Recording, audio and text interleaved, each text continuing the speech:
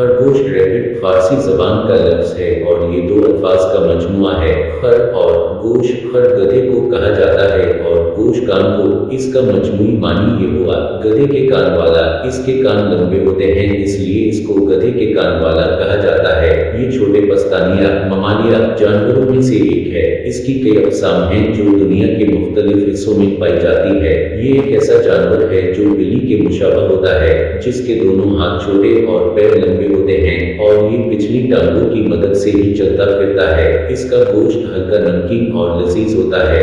ये हलाल जानवर है। बसा औकात मादा खरगोश अपने नर से जुफ्ती करने लगती है क्योंकि इसमें शहवत का बलवा ज्यादा होता है और मादा खरगोश हालत हमल में जफ्ती कर लेती है।